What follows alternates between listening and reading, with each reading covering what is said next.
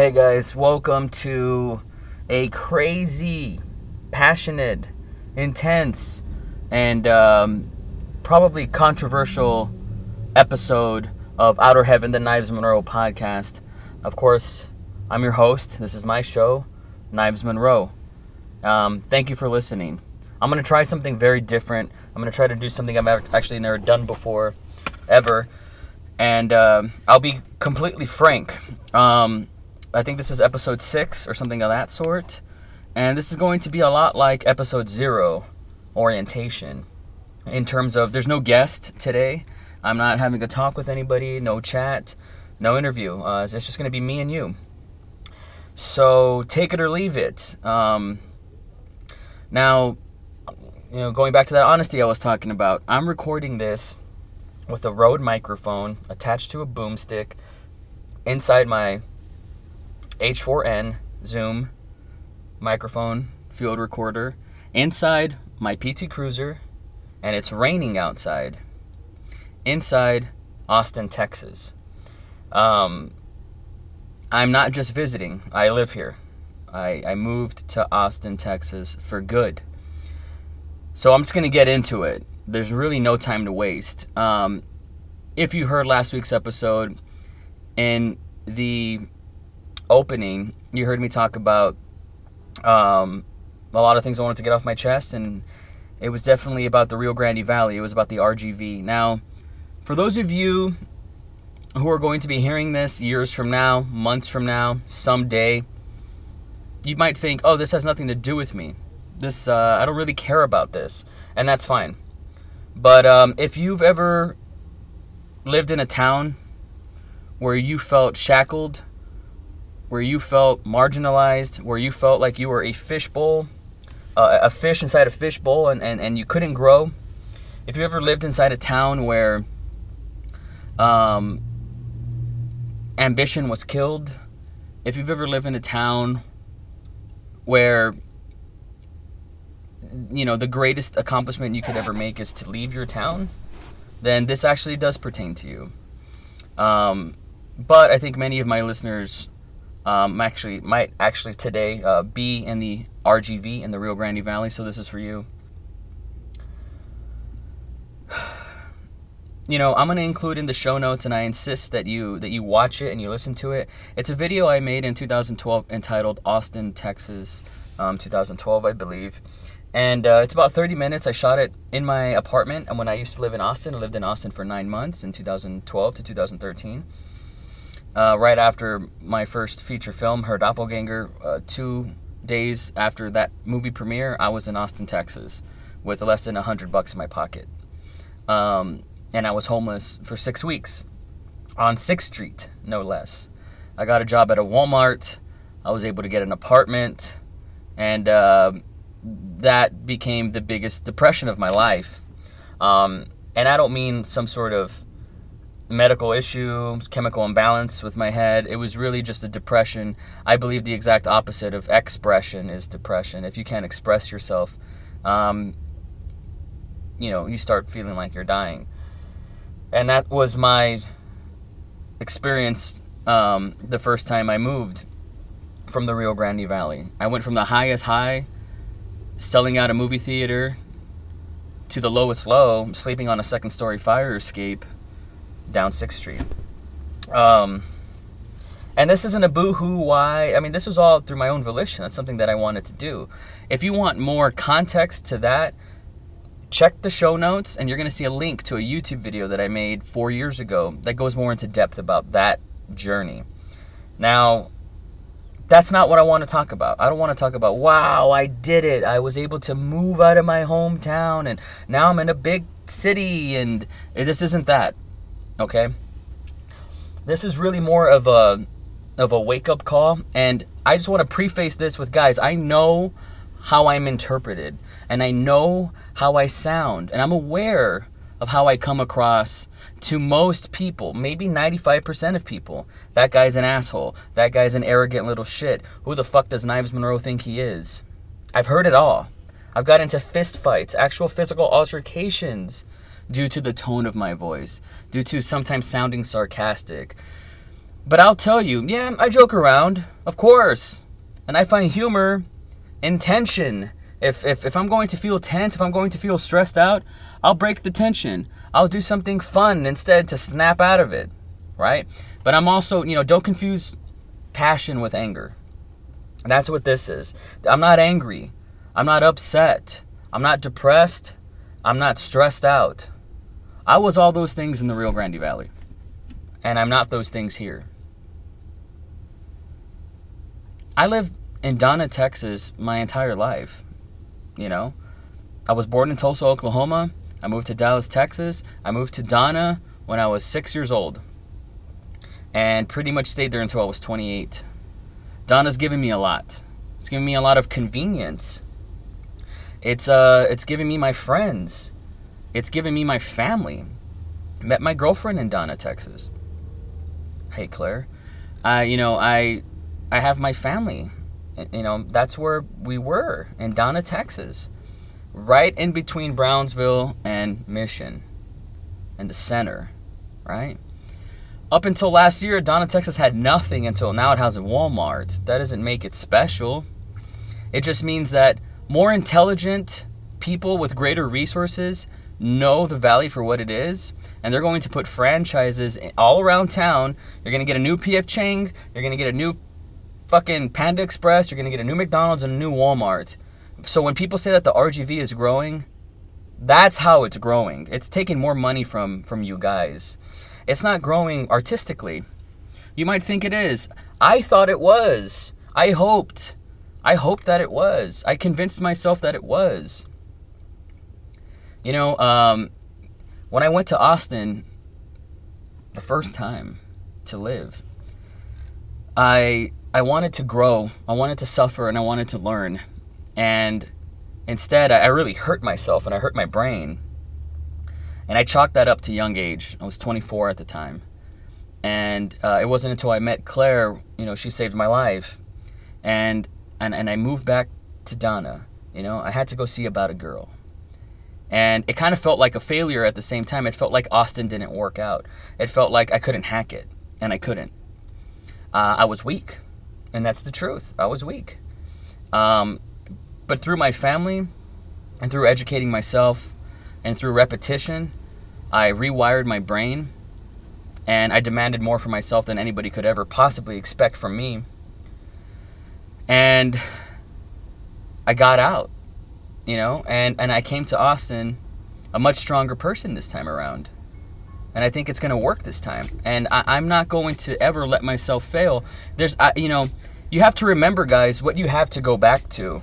And what I have to go back to is the Rio Grande Valley. I'm never going to do that. There's beautiful people there. My mother's there. My mother and father-in-law are there. My brother's there. I value that place. I'm going to always carry Donna, Texas, and the Rio Grande Valley with me wherever I go. I'm never going to forget where I came from. But sometimes it's not about where you take things from, it's about where you take things to. I'm bringing that energy over here. So August 1st, man, we're still in August right now. It's kind of madness. What's today's date? August 22nd. I'm recording this right now at 8:45 in the morning in my car in Austin. I'm staying with my brother Matthew, and I'm recording this, and this episode's going to go up in a few hours. I actually have a job that I'm about to do here, and I'll tell you more about that in a second. But August 1st, just a few days ago, a few weeks ago, in fact, I launched the flashback service with Outer Heaven, and I launched this Outer Heaven podcast. And out of everything that I've put out there, the podcast was the most received, and that's great. I'm going to keep doing that. Do more of what works. That's what I believe. And I'm going to keep doing this. But I couldn't really close on any sales with my flashback service. I'm educating the market, the Rio Grande Valley, putting content out there, connecting with people, and it was fun.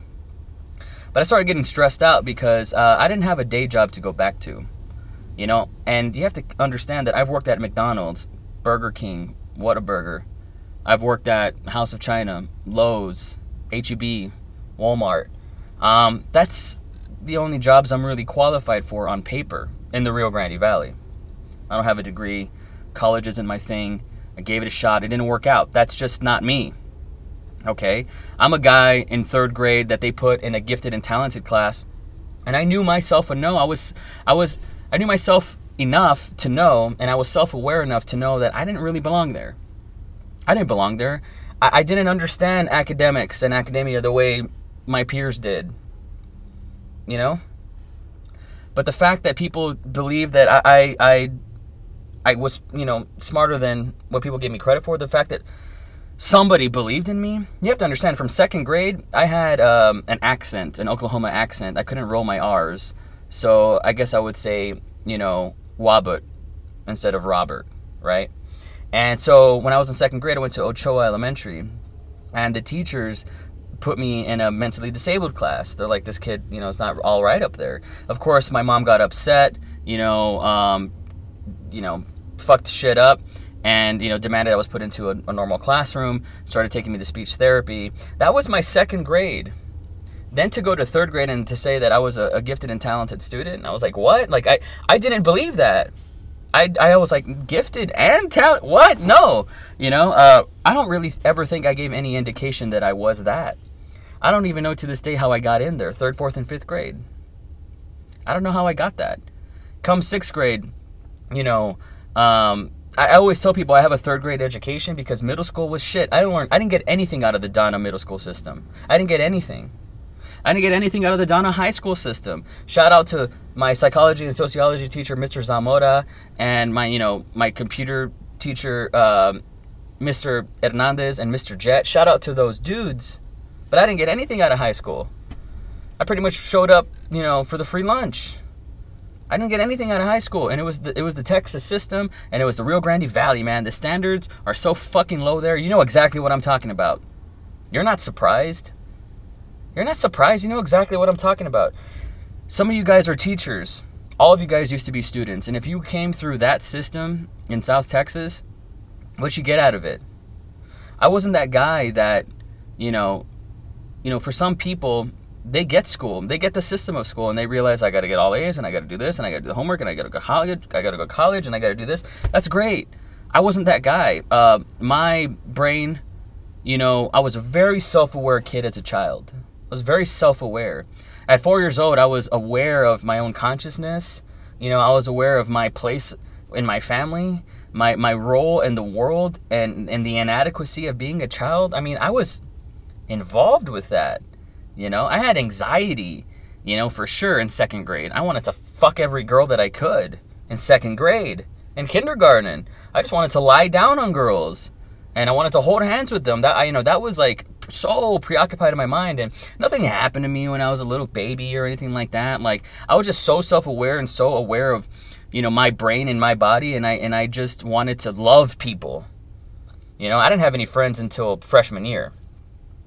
And I went over this in the orientation podcast, episode 0. Go back if you want to hear my origin story. But, you know, when I left Austin, Texas in 2013, and I went back to Donna in 2012, and I felt like I failed. I felt from then until now, for 4 years, I felt, you know what? How can I ever go back to Austin without accomplishing what I want to accomplish here in the Valley first? That made sense to me. You didn't have to be gifted and talented to think that, you know? And so I created Outer Heaven, started making more movies with Platter Droid Productions. You know, we made Unmexican, we made Dogma 15, I made The Seven Hands of God, save that for another podcast. And, you know, I know film students right now, their goal is to make a feature film. I know film students at the UT RGV, at Pan Am, that their goal was to make a short film. You know, I already did all that. I accomplished everything that you possibly can in the Rio Grande Valley in terms of the arts. You know, I connected with as many people as I possibly could, and I tried to just give as much value as I possibly could every single day, even when, and especially when, I was broke. Why? Because Little Caesars doesn't want to hire me at 28 years old because, you know, because why? And why was I feeling upset that Little Caesars wouldn't hire me at 28 years old? And you can say, Knives, this is the life you chose. Knives, these are all your decisions, and you're absolutely right. And maybe pride was fucking with me. And maybe pride is fucking with you if you're deluding yourself into thinking that the valley is growing. The RGV is growing, guys. We got a PF Chang's. It's growing. How is it growing? The most successful people in the Rio Grande Valley leave the Rio Grande Valley. And they never look back. I know people that were in my high school class that went to Paris. You know, they got engaged in a different country. They got married in a different state. You think they came back for their 10-year high school anniversary, class 06? No, they didn't. Because why? What do they have to prove? And you know what? It would only make you feel like shit. And you can create all the excuses you want and all the stories in your head on how you love the valley, you know? And that's great. You do that. And if it's genuine, you're right. If that is your personal reality, you're right. And I give you 2 thumbs up for that. But for those of you that are artists, that have aspirations, you know, that want something more from themselves, you know, it's going to be harder for you. And I'll tell you this right now, you need to leave the Rio Grande Valley as soon as possible. You need to leave the RGV right fucking now. Shout out to Caroline Walker, who is at the Groundlings right now. She was a stand-up comedian. She would go to Mac Nights. And she's in LA. She's in Los Angeles. And I remember giving her the advice just a few months ago. Once you go, never come back. Never fucking come back. I mean, I tried to drill that in her head, and I think she knew it. And I hope she never comes back to the Rio Grande Valley. I wasn't even taking my own advice, you know? If you guys are waiting for the right moment, the moment is now. That's all you have. Because 2 years from now, or whenever you think you want to move, that's not guaranteed. I wanted to see more black faces in the Rio Grande Valley. I wanted to look to my left and see an Asian, an Indian, you know, a white person even. Look to my right, see a black guy. See different colored faces. You know? I went to an IKEA the other day, and I saw this one dude that was working there that had like a 2-foot high mohawk that was like bright orange. All these tattoos. And you have no idea how good it was to see that. You know, and guys, you don't know until you know. And you have to go out and give it a shot. Being here just for a week, I've only been here for a week. I left last Sunday. Didn't tell anybody that I was leaving. Didn't tell my mother, my brothers, anybody. Because I had to do it alone. And also, nobody gives a shit. That's another thing. Nobody gives a shit whether if you're sticking to your diet regimen. Nobody gives a shit if you worked out. Nobody gives a shit if you're a good mom, or if you're a good dad, or if you're going to college and you're bettering yourself. Nobody gives a shit. Think about it. You tell everybody on Facebook, I checked into Starbucks and I'm gonna hustle. And you get 12 likes. And you think they give a shit? Because they scrolled past a pixel and they pressed on it? You think they give a shit? They don't give a shit. You might have 1 or 2 people in your life that actually give a flying fuck about your best interest, about your happiness, about your health, your spirituality, and your finances. Over there in the valley, I could count them all in one hand. Yet I was trying to, you know, be the best that I could be over there, and I was being rejected every single day. I'm not saying I can't handle rejection, but my point is, and I realized this in the first week of August, if I'm going to be stressing out, and if I'm going to be busting my ass, and if I'm going to be putting all this energy into trying to make it, and to trying to make big moves, and to trying to make money, and to trying to make it happen, and to trying to be the best me that I could possibly be, if I'm in the Rio Grande Valley putting in all that energy, and I'm getting nothing in return, that's the definition of insanity. Einstein says insanity is doing the same thing over and over and over again and expecting a different result. Right? I had this moment of clarity when I was working out, maybe August 3rd or 4th, of, oh my God, I am putting all my energy in the Rio Grande Valley and I'm getting nothing, what is best for business is to go where the money is to go where the opportunity is to go where the culture is to go where the challenges are. It's to go outside my comfort zone. Guys, if you're in the Rio Grande Valley and you have aspirations and you're an artist and you want to work with the best and you want to be humbled and you want to, you bust your ass and you're all about the repetitions and you're trying to do more, get out. Get out. Do yourself a favor and get out. Well, my money situation's not right. Go out and do it. Just fucking do it. I got 2 jobs in 2 days of being here that are paying me 50% more money than I could ever make in the Rio Grande Valley. So for those of you guys that are making $10 an hour in the Rio Grande Valley and you think that's a lot of money, I'm going to tell you right now that it's fucking not. And if you're comfortable with that, then remember, you're staying in the Rio Grande Valley and you're dying every single day because it's convenient. But I promise you, if you live to be 40, if you live to be 80, you're going to be sitting in that chair and you're going to be looking back thinking, I wish I coulda or I shoulda. I guarantee you that. You already know that, guys. For 1 second, take 1 minute out of your day and be that 80-year-old. What do you look like? What do you look like? Are you fat or are you fit? Do you look really old and worn out and disheveled? Or is there some sort of, skip in your step? Is there some sort of, beauty in your smile? Are you timeless? Are you classic? And you wake up every day and you're grateful and you're lucky and you feel accomplished. Is that what you see when you're 80 years old? Or are you going to be thinking about all the shots that you didn't take? Are you going to be thinking about, man, I really should have done this? Guys, the time's never going to be perfect. There is no right time to invest in yourself. It's not like, I'm going to do it 2 years from now. I'm going to do it 5 years from now. That's a delusion. Do it right now. Do it right now. And you know what? I understand, like I said, at the beginning of this podcast, I understand that I sound like a jerk. This is too intense for most people. But I also know if this podcast reaches 1,000 people, one person is going to get it. And I'm telling you this right now, whoever you are, I'm telling you this. This is for you. Guys, I'm not showing off here, all right? I mean, I started from scratch all over again. And I'm never going to start from zero ever again. I'm going to bring my family over here. I'm going to bring my daughter. I'm going to bring my son. I'm going to bring my girlfriend. And they're going to be greater people because they're in a greater town with more opportunity.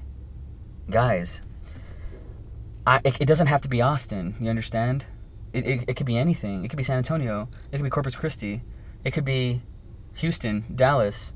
It could be New Orleans, California, Chicago. It could be something new. But if you're an artist, you have to go out there. If you're career-driven, there are no jobs in the Rio Grande Valley. If you're saying that the RGV is growing, you're kidding yourself. And I'm speaking to, first of all, fuck your ego. I'm not talking to your ego right now. I'm not talking to that voice. I'm talking to the voice behind it. The one that is reasonable. The one that gets sad when something didn't go right. The one that's saying, I just need that one shot. The one that's saying, someday. The one that will do whatever it takes to feel fulfilled and happy. The one that wants to collaborate. The one that wants to learn. That voice. I'm speaking to that voice, not your ego. Do you understand? Don't confuse my passion, my intensity with anger. That's not what this is. Yeah, maybe I'm a little upset at myself. Maybe I'm a little upset at my brain because my pride fucked with me. I thought for a long time, you know what? I'll make a lot of money here in the Rio Grande Valley doing what I love, and I'll be worthy enough to go to Austin, Texas, and I'll have something to show for it. Guys, there's this story about white crabs that are, they have to put a lid on top of a pot of boiling water where they put and boil to death white crabs. You have to put a lid on top because the white crabs help each other get out of that. They help each other get out of the pot. Now, for black crabs, they got to put a lid on top of the boiling pot of hot water as well, because the black crabs try to help each other get out. But the Mexican crab, they don't have to put a cover. They don't have to put a lid over the Mexican crab pot. Why? Because when one tries to get out, the other Mexican crabs pull him right back in. Juan Ochoa, I hope you're listening to this. He wrote a great book called Marihuano, Valley native as well. And in his book, my girlfriend highlighted this one line that says, the worst thing that you can do to another Mexican is succeed. Think about it, guys. Think about it. I mean, people want you to do good, but they don't want you to do better than them. If you try to put a frog into a boiling hot, hot tub, it's going to step on that water and get out. It's going to be like, nope, can't do that. But if you put a frog in normal water and you raise the temperature slowly, you raise that pressure cooker a little slowly, after a while you're going to cook and kill that frog. And the frog never even saw it coming because it was gradual. That was the Rio Grande Valley for me. I was that frog. And I was working out one day and I had this realization, if I'm going to put all this energy into busting my ass over here, I might as well do it where there's more opportunity. If I'm getting 3% out of the 150% that I'm putting out there in the Rio Grande Valley, and I can put the same 150% in Austin, but get 10%, I'm going to do it. That's best for business. I'm not going to say one day I should have or I could have. I'm not saying because I did it, you can do it too, guys. You could probably do it better than me. You're probably smarter than me, wiser than me. Maybe you have more connections, or maybe you have less than me. But that's not what it's about. It's about tenacity. And it's strange that, this drive is being lost in the 20-somethings of today. That's really strange to me. We're supposed to have it all figured out. We have all the answers in the palm of our hands.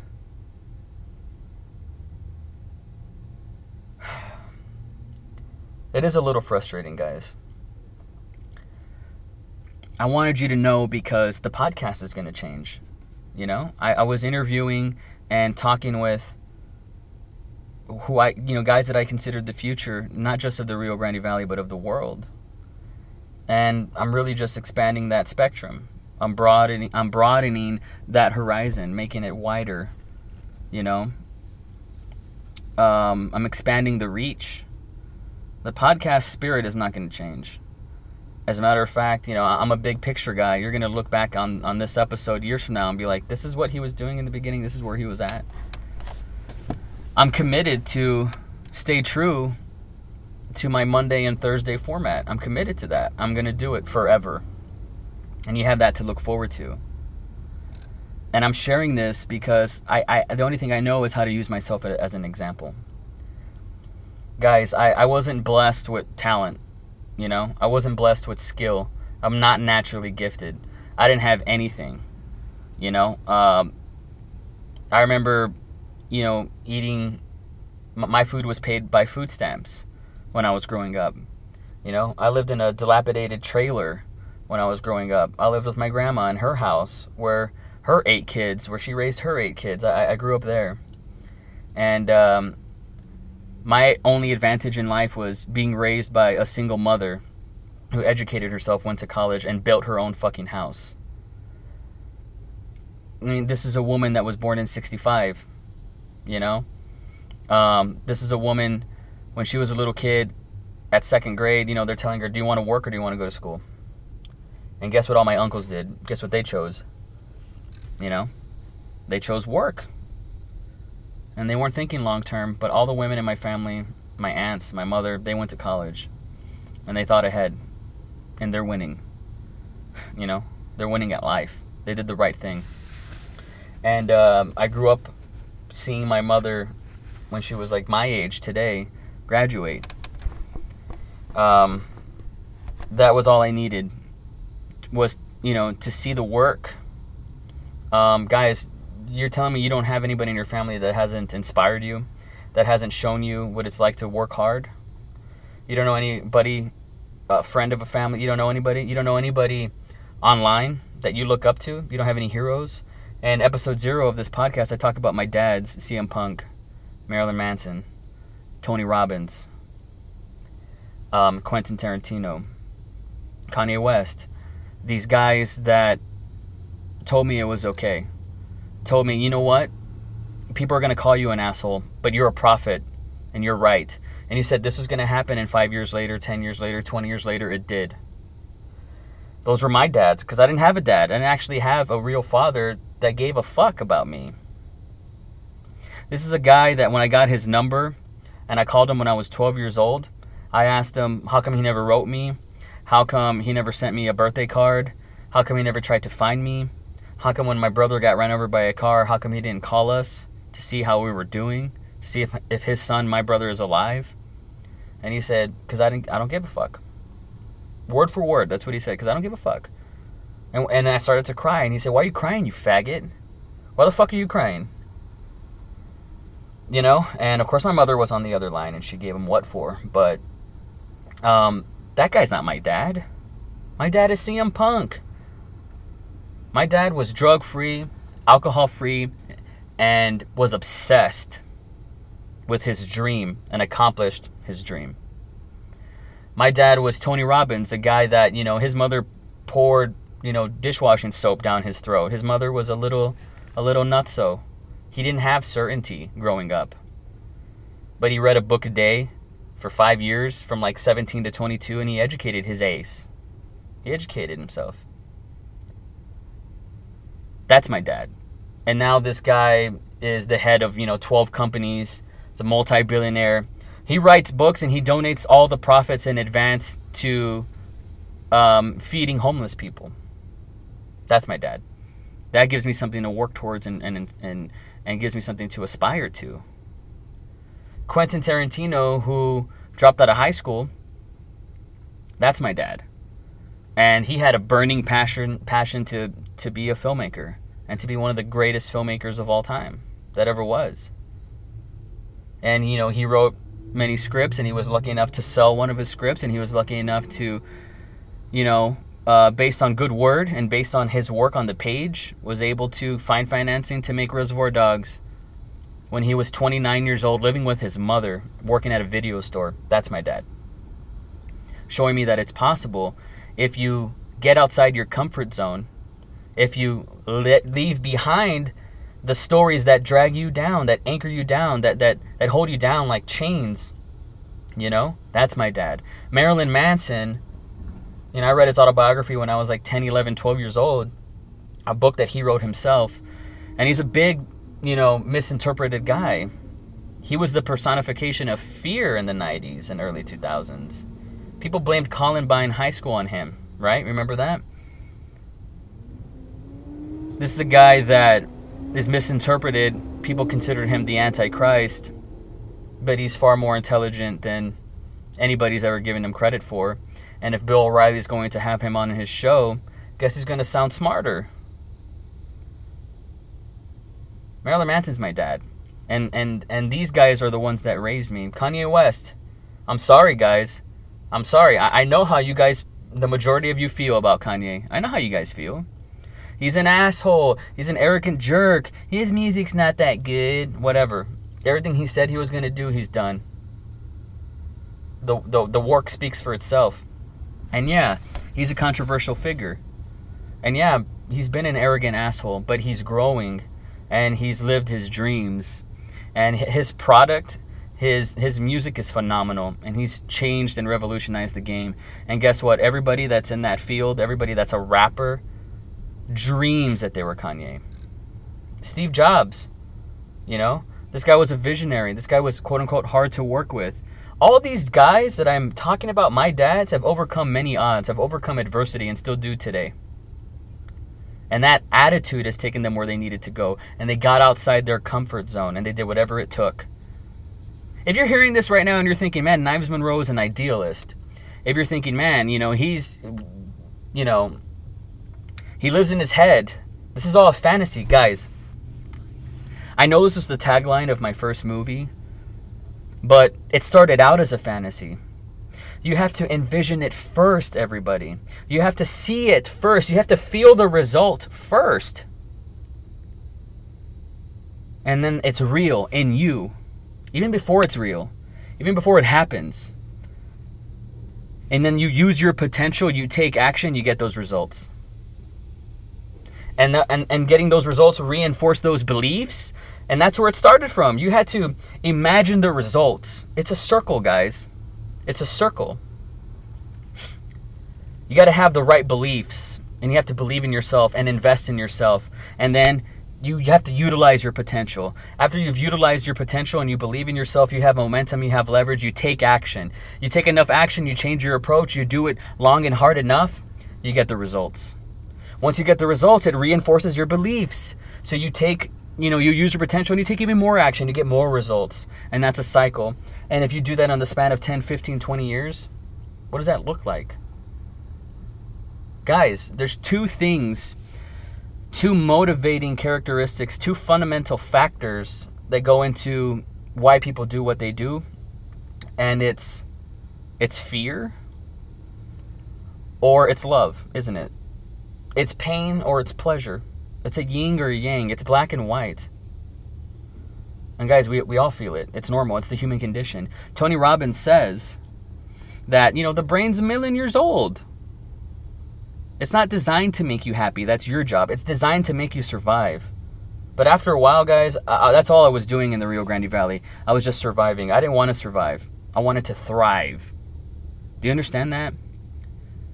If you're comfortable, if you're content, wonderful.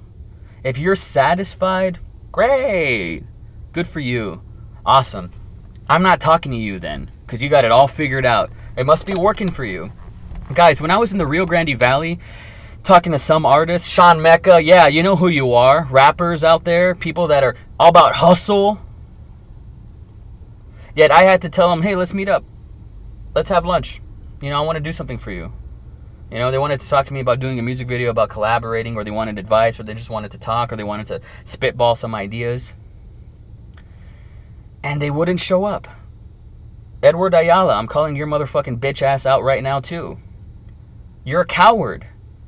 You're a coward. Prove me and everybody else wrong then, okay? And you don't have to thank me, and I'm not saying you're welcome.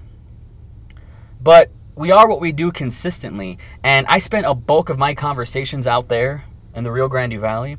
I spent a bulk of my conversations trying to inspire people to take action and to get out. Why? That's a waste of my time, guys. The most precious commodity that there is. That was a waste of my time. And I feel like a bunch of you took that from me, and I can never get that back. And that's fine. There's no value in regret. Another one of my dads, Gary Vaynerchuk. What's up, Gary V? I know I'm going to meet these guys one day, and I'm going to shake their hands, and I'm going to say thank you. Because if it wasn't for their words, I wouldn't be here today. I definitely wouldn't be making this podcast, and you wouldn't be listening to me right now. If you're still here, thank you. My dads don't claim to be know-it-alls. They've just learned from wiser masters than them. They're players, and they've learned from the coaches. That's what it is. Jim Carrey, guys, one of my dads. This guy has given me more joy, more light, more hearty laughs, tears, you name it. He's affected me beyond words. Ever since I was a child, I remember taking The Mask to school every day in 3rd grade, begging my teacher to show it in a classroom. They never did. But I took the VHS copy of The Mask every day to school. Jim Carrey, one of my dads, says, and he learned it from his own father. You can fail at doing something you don't want to do, so you might as well take a chance on doing something that you love.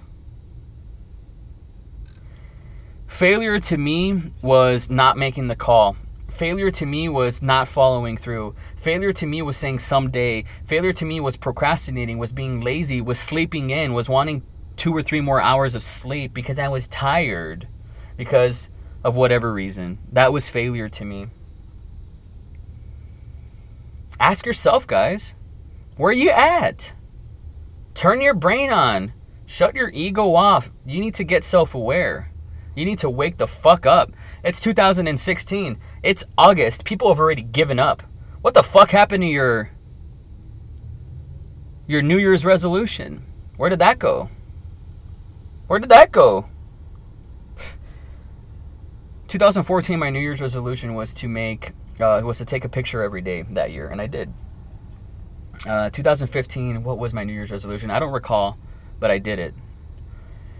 2016, my New Year's resolution was to make every day a masterpiece. And this year, I've done more than I ever expected. And as a guy that's a self-professed filmmaker that's made 4 feature films, you know, I haven't even made a movie this year, and I've done so much. I've put out 50 videos on the Outer Heaven channel. I got to travel with Danny Ramones, independent wrestler that leaves the Valley every fucking weekend, mind you. Do you think he was going to grow and be the best professional wrestler that he possibly could be? To get those opportunities, to get those connections, to give his value, to share, to innovate, to collaborate.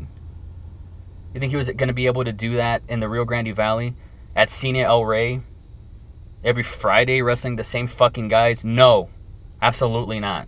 And he knew that, and he's fucking humble about it. And you bet your ass I wanted to surround myself with this guy. And I traveled to Louisiana with him, and I went to Austin, Texas with him, and I got to meet Johnny Mundo and Joey Ryan and all these guys that I grew up watching on television. Because I said yes to an opportunity. I interviewed Danny Ramones, and after that interview, you know, that was just supposed to be a YouTube video. And then he was like, wait, that's it? He's like, dude, you gotta follow me around, man. I'm actually gonna go to Austin, and I'm gonna do these shows. Like, you know, what do you want to tag along? And I was like, you know, instinctually, I was afraid of the uncertainty. I was afraid. And what do we do when we're afraid? We say no. And that's okay. That's the brain trying to protect you. Remember, the brain's not designed to make you happy. Your brain's designed to survive. And so I was trying to protect myself. But, you know, I subverted that, and I said, yeah, I want to go, of course. Yeah. I'm a guy that has 2 kids, okay? So if I'm going to be gone for a weekend, it actually matters. And for those of you that don't have kids, what the fuck is your excuse? And going out and traveling and sleeping in a car and doing all that stuff with Danny and looking at this guy who just doesn't sleep, who finds time to work out and to better himself, and, you know, is a charismatic motherfucker, that was inspiring. Going out to Yerberia La Cotira and seeing you guys was inspiring. Filming your stand-up routines, filming your acoustic sets, I was enamored, and I'm in awe of you guys. Where are you going? Where are you going? Are you going forward? Or are you going to stay in the snow globe that is the Rio Grande Valley? What's it going to be? Guys, I'm going to keep going. And do I really have to hit the same nail on the head over and over and over again for another 40 minutes? What are you afraid of? I know what I was afraid of. But I shifted that fear. And I realized I don't want to live in regret. And I want to grow, and I want my business to grow. And I want to learn more, and I want to be challenged. I don't want to be the smartest guy in the room. I don't. I don't want to be the funniest guy in the room. I don't.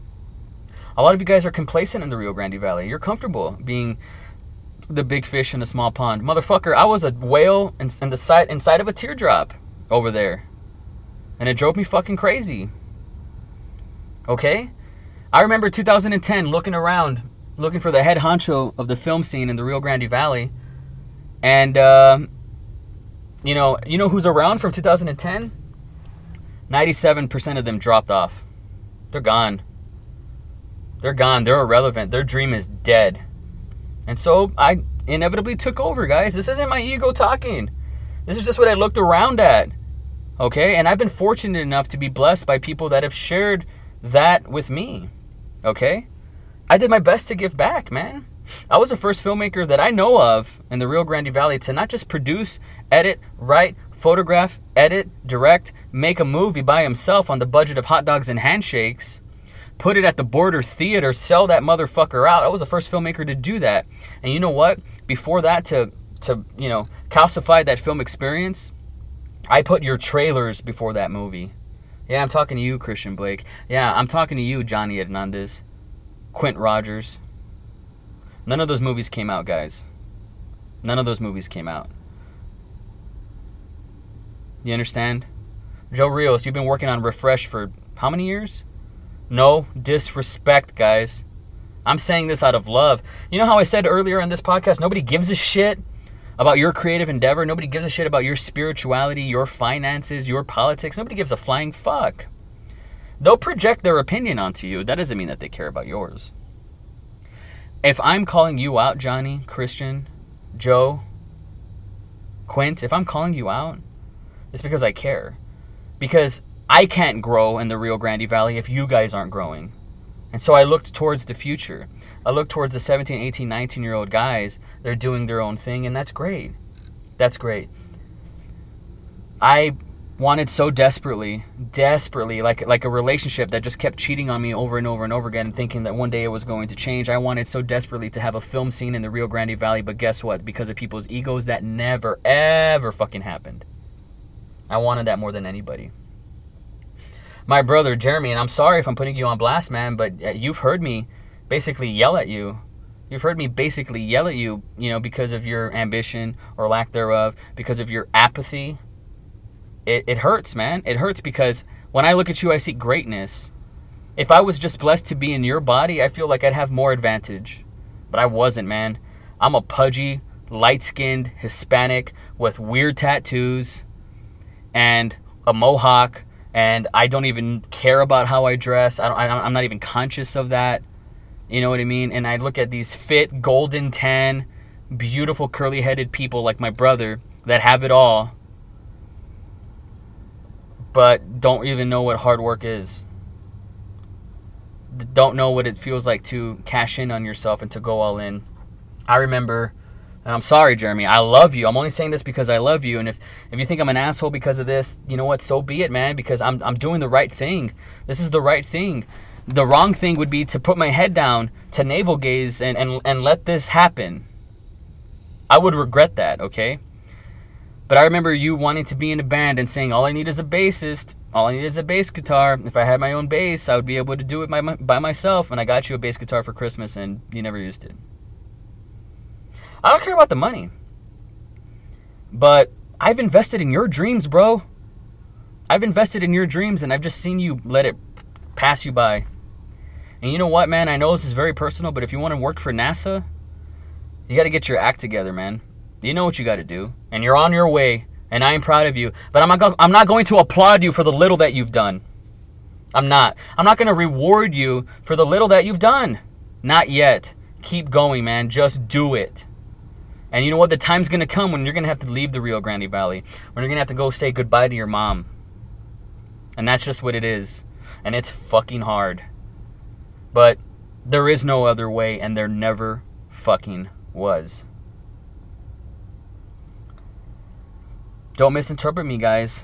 I know what I sound like, okay? I'm in my car right now in Austin in a parking lot right before I do a job.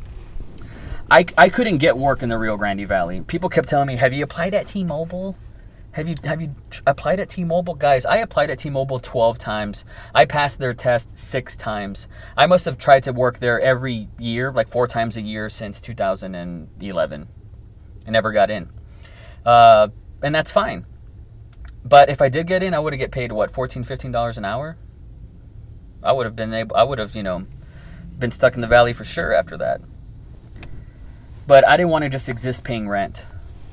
And, I moved to Austin, and I told myself, and I told my girlfriend Clara, I told her, you know what, I'm going to apply for both jobs in the valley and in Austin, and we'll see which one bites first. And guess which bit first? Austin. I took a chance.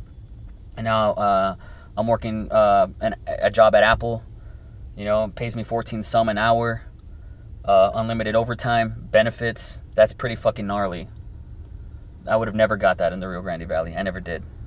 And I have this other job, pays 14 some an hour as well. Work as many hours as I want. And it's called, maybe I shouldn't say what it is, but basically I clean people's houses. I scrub toilets. I'm basically, a cleaning lady. A maid, and I love it. I love it. It's an honor to go inside somebody's house and to scrub their toilet. It's an honor that they trust me to leave me a key sometimes, to go in and clean their oven and clean the inside of their fridge and to wipe down their walls and to sweep and to mop and to make their bed. It's an honor to make these people's beds. I love it. I love it, and I'm paid handsomely for it. I would have never gotten that opportunity in the Rio Grande Valley. And you can roll your eyes and say, that's why he moved? You're goddamn right. That's why I moved.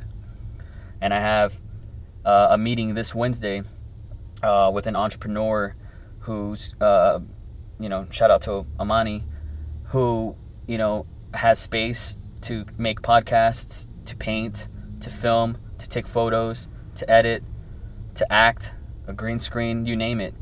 And, she wants to bring me on board. What a wonderful opportunity that is. And I could have easily said no to that, or I could have easily been in the Rio Grande Valley and watched that pass me by. It was death, guys. I started to feel like I was dying. If you're not growing, you're dying. That's just what it is. Plain and simple. Satisfaction is the death of progress. And I was satisfied living in my little apartment, barely paying rent, having $3 in the bank account, and having to wait for the next paycheck. I was satisfied with that for a while. I couldn't do it anymore. I have a big ego, considerably. I have a lot of pride, for sure. But I've flipped those burgers, okay?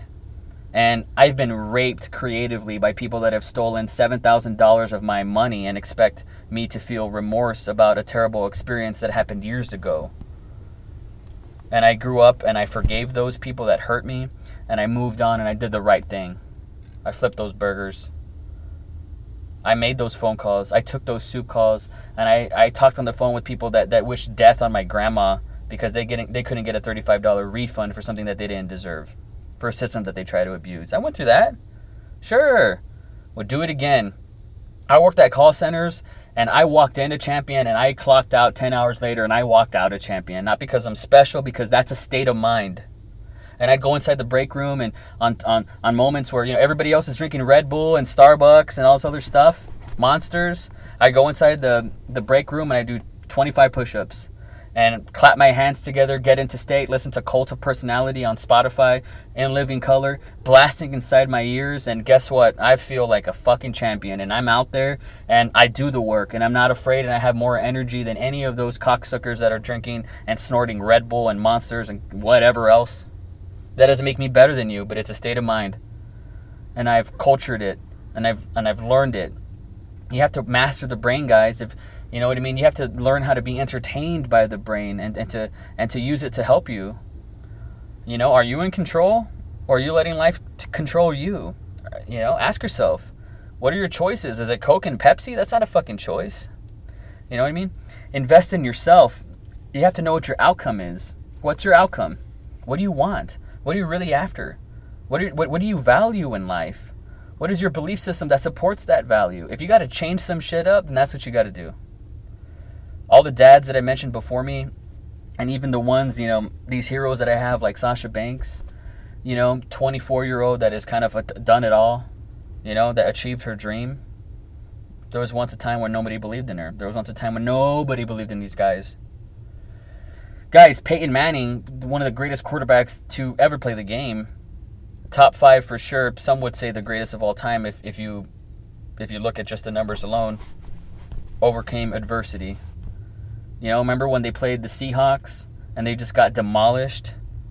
Came back 2 years later, defeated the Patriots, defeated the Panthers, won Super Bowl 50, Peyton Manning, with hard work, broken neck surgery, you name it. After being deserted by the Colts, a team that still to this day, in Indianapolis, they have a statue of him. Not in Denver, in Indianapolis. This guy's a hero. This guy overcame adversity. How can you not respect that? How can you not admire that? How can you not want more? And for those of you that don't, for those of you that are comfortable and are saying one day, it's never going to happen. It's never going to fucking happen. And for me, who knows? Maybe the best I'll ever achieve is being number 512 at something. But if that's my destiny, that's great. If the best I ever do is make $100,000 a year, that's a living and a half. And I'm good with that. Because it's not about, it's about the journey. It's about the chase. It's about the pursuit. If you take the pursuit away from me, I die. Yeah, I do want the big things. I do want a studio. I do want 1 million listeners and subscribers to this podcast.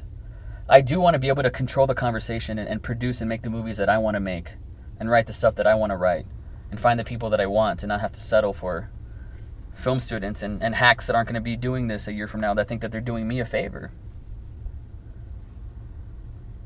And I'm going to get it. I've already envisioned it, and that's where it starts. It's already real in my bones. Once upon a time, this started off as a fantasy. Every great thing I've ever had started out as a fantasy. That's how it happens, guys. How do you think Michelangelo created the statue of David? He stared at that block of marble for years until he found it, and he saw it, and he made it happen. He was working, guys. Inspiration has to find you working. You already know this. And you don't have to listen to me. You just have to do it yourself. Because you're only going to know from experience. You're not going to know from hearsay. You're not going to know from words. It's not enough. You need the experience. I wouldn't take this time to spew everything that I have in me right now to you unless I didn't care. But guys, you're lucky that you're a human being on this planet in America. You won the lottery. Every day you win the lottery. Do something with it. Do something with it. You're a disservice and a disgrace if you're just pissing away that golden ticket. Plain and simple. Guys, you know, we get what we must have, not always what we want. And if you make it a must, you're going to get it. Tony Robbins talks about the 6 human needs. Number 1, certainty. You have to know that when you turn that switch on, the light's going to be there. You have to know that, when a storm happens, that the roof is going to protect you. That's certainty, guys. You have to know that once you clock in at work, you still have a job. Certainty. The second human need is uncertainty, variety, right? You can't just be doing the same routine forever, otherwise you get bored. Otherwise you start dying. Why do you think people started moving? They didn't just stay at their camp for the rest of their lives. They explored. We're discoverers. That's variety, guys. That's the second human need. The third human need, and when I say human need, I mean this is what we need to survive. This is what binds us all. If we don't feel this and if we don't have this, we die. Number 3 is significance. What do you do to feel significant? Post a selfie on Instagram? What do you do to feel significant? Point a gun at another human being? Drop bombs on a country to feel like you're number 1? What do you do to feel significant? Violence is the quickest thing that you can do to feel significant, isn't it? Right? Or maybe some of you guys make a movie, or some of you guys teach your students something, or some of you guys wash a car at a car wash. Whatever it is for you that you take pride in, that's significance.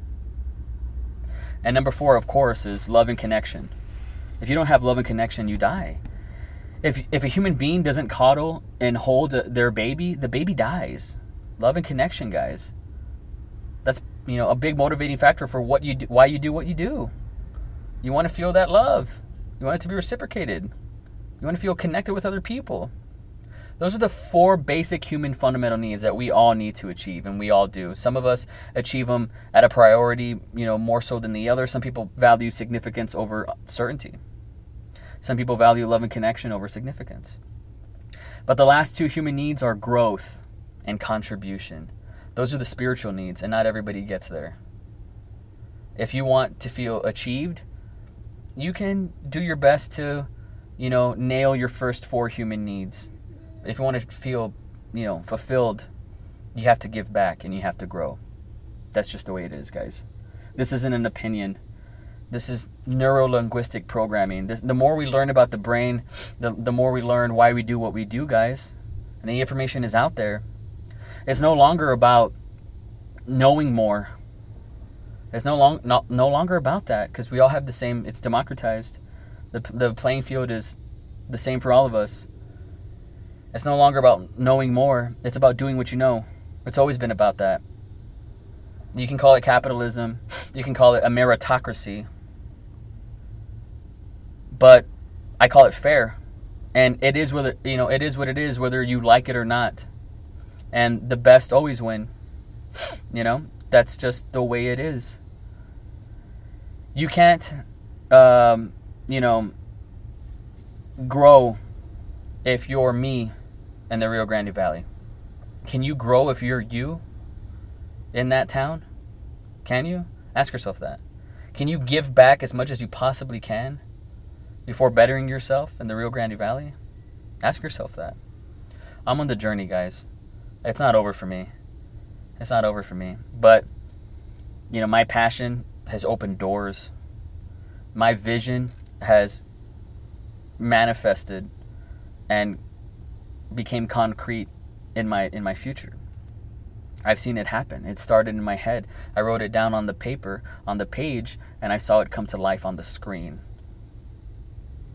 And it continues to do so. Once upon a time, you know, my baby girl, my daughter, she started off as a dream. And she's an angel to me. An angel that me and Claire made. An angel that we decided on, you know. And I am blessed every day when I look at her. And I look at my son who saved my life. This guy's my soulmate. I could have easily been way too chicken shit to not cash in and be a part of my son's life. Easily. Look at what I grew up in. My father was a drug dealer. My father was a gangster. I'm not saying he was cool. He definitely wasn't. This guy was a womanizer. This guy chose whatever he chose instead of, you know, his first 3 kids. He's a coward. He's chicken shit. And I forgive him. And even if that means I'll be the only one at his funeral, I'll be there. I'll be there. But that's where I come from. That's not where I'm going. That's not where I'm taking things to. So, you know, I wasn't a part of the Lucky Sperm Club. I don't have a genetic advantage. I don't. You know? Maybe the only genetic advantage I have is in my brain somewhere I was self-aware. I was more self-aware than anybody that I knew around me. Still to this day in the Rio Grande Valley, man. Still to this day. You know, and I meet people in Austin and I can see in their eyes, they're like, man, this Knives guy is a trip. He's a fucking trip, man. And I use that to my advantage. That was my edge. And guys, you know, Gary V will be the first one to say something like this, and it makes me comfortable enough. Thank you, Dad, for me to say something like this as well. But 98% of the shit that I do, I suck at.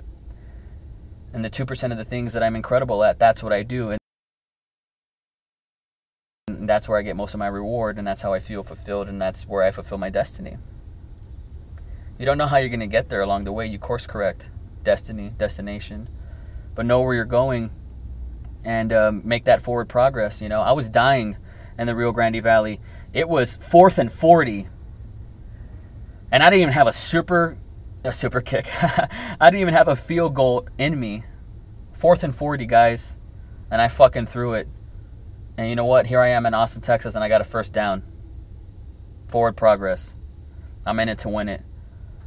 You like that? You like that? Guys, if you've made it this far, trust me, I could have gone another hour longer. But I think I made my point. You know? This is for that one person that goes out there that's going to hear this one day, maybe years from now, and is going to hear this and say, where the fuck has this been my whole life? This is what I needed. Guys, do something about it. Make that phone call. Apply to that job. It's easier now than ever. You can do it on your phone. You don't even need service. Go get a fucking, you know, thing that doesn't even work and use the Wi-Fi. Use free Wi-Fi. Do whatever it takes. Take the bus. Sell your couch. Do whatever it takes. Bust your ass. Save up money. Make a plan. Write it down. Make it real. What are you afraid of? It's going to come down to either fear or laziness, guys. Those are the 2 fundamental human characteristics that stop us from doing what we want to do and stop us from achieving what we want to achieve and are going to keep us from being fulfilled. Fear and laziness. What are you afraid of? Failure? Inaction is the ultimate failure, guys. So if you're, you know, not taking action, you're already failing. Do something about it. Get that first down. Move forward. And I promise you, you don't have to thank me because this isn't about me, believe it or not. But I promise you, you're going to look back at your timeline in your life. You're going to say, fuck, man, I should have did this a long time ago. I was afraid. And then you're going to tell other people. You're going to be a beacon. You're going to be that lighthouse. You're going to be that lighthouse. You're going to be that compass for people that points them north. And you're going to pass it forward and you're going to contribute the sixth spiritual human need contribution. You're going to give that back and say, hey, guys, just do it. Just do it. You should have done it already. The best time to plant a tree was yesterday. It was 20 years ago, right? That's going to pass you by, guys. I'm already 28 years old. I remember when I was 18, 10 years ago. I remember when I was 16. And I thought, you know, I thought the time would be perfect. I thought someone was going to hand me an opportunity and I was just going to take it. Think about the opportunities that you've passed you by. Think about the times where you said yes to something and you had 3 months of results. And you could have kept going, but you stopped. You got comfortable. You got complacent. You were satisfied. You said, this is good enough. Or you got caught up, right? I know how it feels. I've been there. Guys, I'll just leave you with this. You know, I'm a humble guy. You know, I've been put in my place. People have kicked my ass. I've been destroyed financially. I've been destroyed artistically, creatively, romantically. I've gone through the ringer. And I've came out a better person because I decided that. It was the meaning that I gave it. It's not because I'm special. It's not because of anything like that. It was the meaning that I gave it. What is the meaning you're going to give your life, your journey, your narrative, your story, where you live, your ambition, your goals? What is the meaning that you choose to give it? Make it compelling and make it real and just fucking do it. I love you guys. Thank you very much for paying attention. Share this. Get this out there. Send it to that one person that needs to hear it. Everybody that's hearing this right now, just send this to one person that needs to hear it. Listen to it together. Listen to it on your way to work. Do whatever you have to do. Share this. Somebody out there is going to have to connect with this. I believe that. You can find me at knivesmonroe@gmail.com or theouterheaven@gmail.com. That's heaven, Haeven. You can find me on Instagram at knivesmonroe or Instagram at theouterheaven, Haeven. You can find me on YouTube at theouterheaven. You can find me at Twitter at knivesmonroe. Guys, Facebook, you know how to find me. I'm out there. What are you doing? Keep a force field around your heart. I love you.